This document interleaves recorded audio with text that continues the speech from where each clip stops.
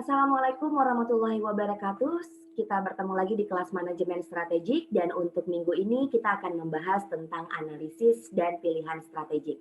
Harapannya adalah pada saat kita membahas mengenai materi ini, nantinya kita akan paham mengenai kerangka 3 tahap yang akan kita gunakan untuk memilih di antara alternatif strategi dan nantinya kita juga paham mengenai matrix SWOT atau matrix strength, weakness, opportunity, dan threat.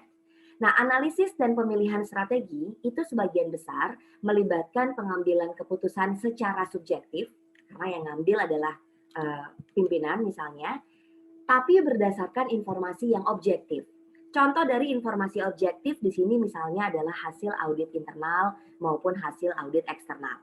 Nah, analisis dan pemilihan strategi itu nantinya akan berusaha menentukan tindakan alternatif yang paling baik yang akan kita jalankan dalam mewujudkan misi dan tujuan perusahaan. Nah, strategi, tujuan, dan misi perusahaan ditambah dengan informasi audit internal dan eksternal itu memberikan landasan untuk kita menciptakan dan mengevaluasi strategi alternatif yang kita anggap paling masuk akal. Nah, strategi alternatif ini nantinya cenderung akan menggambarkan langkah-langkah berjenjang yang akan membawa perusahaan ke posisi di masa depan yang kita inginkan. Ya.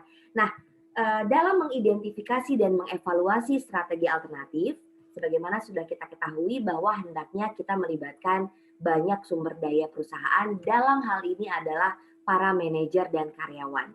Nah, buat apa? Supaya para manajer dan khususnya karyawan itu mempunyai pemahaman mengenai apa yang perusahaan lakukan dan kenapa perusahaan melakukan hal tersebut, supaya bisa membantu seluruh karyawan untuk berkomitmen dalam membantu perusahaan untuk mencapai tujuan yang diinginkan. Nah, jadi seluruh partisipan nanti hendaknya memberikan analisis dan pemilihan strategi yang nanti diambil harus memiliki informasi audit internal dan eksternal yang ada di depan para karyawan dan nantinya strategi alternatif yang diajukan para partisipan itu harus dipertimbangkan oleh manajer dan didiskusikan dalam satu kegiatan dalam bentuk rapat dan harus disusun dalam bentuk yang tertulis. Nah, untuk kerangka analisis dan perumusan strategi itu sejatinya ada 3 tahapan ya. Ada tahap input, ada tahap pencocokan dan tahap keputusan. Nah, nanti masing-masing tahap ini akan berisi informasi-informasi yang akan kita lakukan dalam langkah-langkah metode atau metode-metode manajemen strategi. Seperti misalnya tahap input. Tahap input ini berisi informasi dasar yang dibutuhkan dalam perumusan strategi. Ada beberapa matriks yang kita bisa gunakan dalam tahap input ya, metode-metodenya misalnya bisa pakai metode internal factor evaluation dan external factor evaluation yang sudah kita bahas di kelas minggu lalu. Kemudian kita juga bisa gunakan matriks CPM, matriks profil kompetitif atau CPM. Nah, untuk tahap pencocokan itu berfokus pada strategi alternatif yang masuk akal. Kita bisa gunakan beberapa metode seperti misalnya yang paling populer digunakan adalah matriks SWOT atau matriks strength, weakness, opportunity, dan threat atau matriks kekuatan, kelemahan, peluang, dan ancaman. Selain matriks SWOT, kita juga bisa pakai matriks SPACE, yaitu matriks strategic position and action evaluation, atau bisa juga pakai matriks BCG atau Boston Consulting Group ya yang sering juga disebut dengan matriks polio. Kemudian juga bisa pakai Grand Strategic Matrix ya. Kemudian untuk tahap keputusan itu umumnya melibatkan satu teknik yaitu teknik QSPM. Jadi matriks perencanaan strategi kuantitatif atau Quantitative Strategic Planning Matrix ya.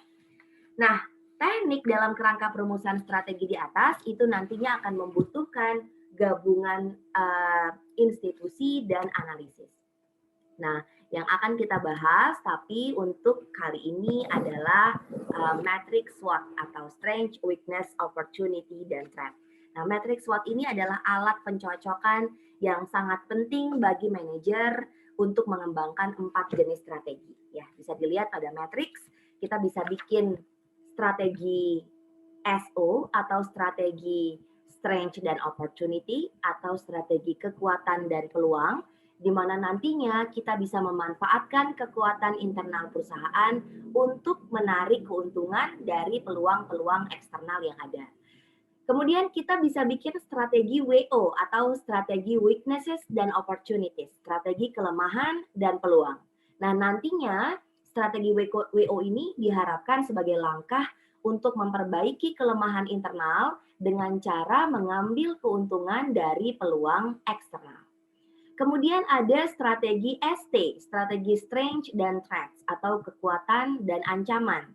Nah, strategi ini akan nantinya menggunakan kekuatan sebuah perusahaan untuk menghindari atau mengurangi dampak dari ancaman-ancaman eksternal. Dan yang terakhir, kita bisa bikin strategi WT atau strategi weaknesses dan threats atau strategi kelemahan dan ancaman. Ini nantinya akan merupakan taktik defensif yang diarahkan untuk mengurangi kelemahan internal dalam rangka untuk mengurangi dampak dari ancaman eksternal. Nah, cara kita untuk bikin matrix SWOT ya, langkah-langkahnya adalah yang pertama kita bikin dulu daftar peluang-peluang eksternal dalam sebuah perusahaan. Ya, masukkan ke dalam sini apa daftarnya, peluang-peluang yang bisa kita identifikasi. Kemudian kita masukkan daftar ancaman-ancaman eksternal dalam perusahaan yang bisa kita identifikasi, masukkan ke dalam sini. Kemudian kita identifikasi lagi apa kekuatan internal yang dimiliki oleh perusahaan, dimasukkan ke sini. Kemudian identifikasi apa kelemahan internal yang dimiliki oleh perusahaan, dimasukkan ke sini. Baru kemudian kita cocokkan kekuatan internal dengan peluang eksternal. Kemudian kita catat hasilnya dalam sel strategi SO. Ya. Berikutnya juga sama, langkah yang sama ya, kita cocokkan kelemahan internal dengan peluang eksternal, kemudian kita catat hasilnya dalam sel strategi WO. Selanjutnya, kita cocokkan kekuatan internal dengan ancaman eksternal, dan kita catat hasilnya dalam sel strategi ST. Dan yang terakhir, kita cocokkan kelemahan internal dengan ancaman eksternal dan kita catat hasilnya dalam strategi WT, dalam sel strategi WT. Nah, dari sini akan kelihatan strategi apa yang kita perlu lakukan untuk mengatasi SWOT ini. Ya, dan ini akan bisa kita gunakan untuk membantu perusahaan dalam rangka analisis dan pemilihan strategi dari strategi alternatif. Baik, untuk lebih lanjut silakan bisa dibaca buku ini untuk memperoleh pemahaman lebih lanjut mengenai topik kali ini. Terima kasih atas perhatian yang diberikan. Assalamualaikum warahmatullahi wabarakatuh.